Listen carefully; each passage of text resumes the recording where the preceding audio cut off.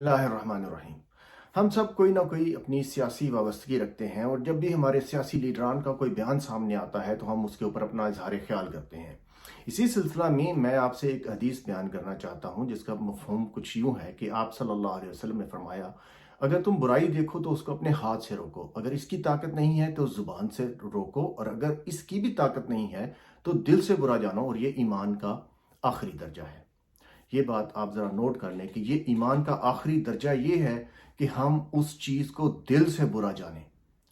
तो पहले जो मैंने बात की कि जब हमारे सियासी लीडर कोई भी, चाहे किसी भी पार्टी से किसी की भी कोई भी वाबस्तगी हो, चाहे पीपल्स पार्टी, नून लीग और पीटीआई, जो तीन मेजर हमारी जमातें हैं, तो उसके ऊपर हम ये देखे बगैर कि ये शख्स, हमारा जो लीडर है, वो सही बात कर रहा है या गलत कर रहा है, हम अपनी पार्टी की वाबस्तगी की बुनियाद के ऊपर उसका अंधाधुंध जो है दिफा करना शुरू कर देते हैं और उसके ऊपर बयान देना शुरू कर देते हैं।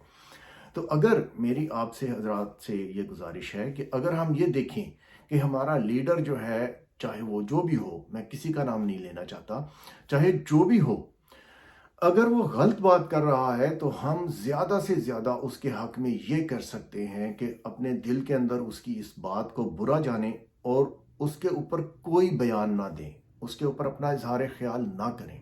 तो ये एक बहुत आसान तरीका है अपने ईमान को बचाने का, क्योंकि आप सल्लल्लाहु अलैहि वसल्लम ने फरमाया कि ये ईमान का आखिरी दर्जा है कि आप उसको दिल से बुरा जानें। अगर हम उसकी जो गलत बात है उसका दिफा करेंगे तो हम ईमान के आखिरी दर्जे से भी नीचे चले जाएंगे। एक तो ये बात है, ये है हमारे सियासी लीडरान के बारे में। इसकी जो अंदर इसका इत्तलाक जो है वो हमारे इदारों के ऊपर भी होता है। अगर हमारे इदारे भी इस तरह की कोई चीज़ करते हैं, क्योंकि इदारे जो हैं, ये मुल्क पाकिस्तान, ये अल्लाह की एक देन है। इसके अंदर जो कवानीन है, कवानीन कोई भी ऐसा कानून नहीं बन सकता जो इस्लाम के असूलों से मुतसादम हो। तो जो तमाम इदारे हैं वो किसी असूल के तहत काम करते हैं, किसी कानून के तहत काम करते हैं। तो ये कानून उन इदारों के ऊपर भी अप्लाई होता है। अगर वो भी कोई गलत काम करें तो उसके ऊपर भी हमें अपना इजहार ख्याल करना चाहिए। इसका ये मतलब हरगिज़ नहीं है कि हम इदारों के खिलाफ खड़े हो जाएं या उनके ऊपर हम उनको नुकसान पहुंचाना मकसद है।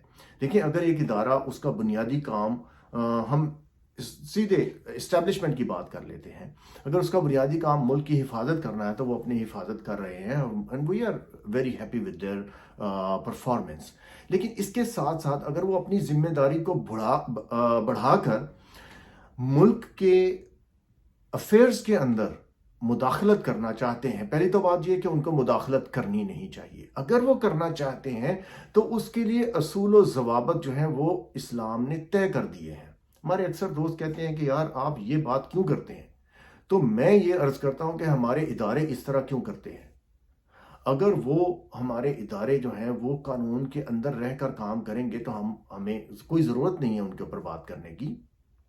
अगर हमारे इदारे वो करप्ट सियासतदानों के साथ, जिनको अदालत से सजाएं मिल चुकी हैं या उनके केसेस चल रहे हैं, उनके साथ मुलाकातें करते हैं, उनको छूट दिलवाते हैं, तो इस तरह की चीज़ को हमें कंडेम करना चाहिए और उसके ऊपर हमें इज़हार ख्याल की मुकम्मल आज़ादी इस्लाम भी देता है, हमारे मुल्क का कानून भी देता है। इसी मौजू के ऊपर कुरान पाक में अल्लाह ताला ने जगह जगह इरशाद फरमाया है, जैसा कि सूरह माइदा की दूसरी आयत के आखिर में अल्लाह ताला फरमाता है, वला वतावनु अलल बिर्रि वत्तक़वा, और नेकी और परहेजगारी के कामों में एक दूसरे की मदद करो, वला तावनु अलल इस्मि वल उद्वान, और गुनाह और जुल्म के कामों में एक दूसरे का साथ मत दो, वत्तकुल्लाह, और तकवा इख्तियार करो, इन्नल्लाह शदीदुल इक़ाब, बेशक अल्लाह ताला का अजाब बहुत सख्त है।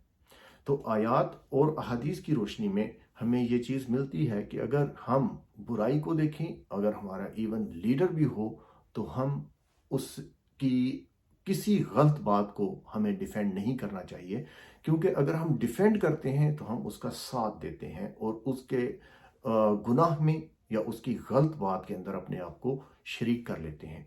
और चाहे, जैसे मैंने अर्ज़ किया, चाहे ये اشخاص ہوں یا ادارے، ہمیں چاہیے کہ ان کی بری چیز کو دل سے برا جانیں، اور جو چیز اچھی ہو اس کے اوپر ہم صرف ان کا ساتھ دیں۔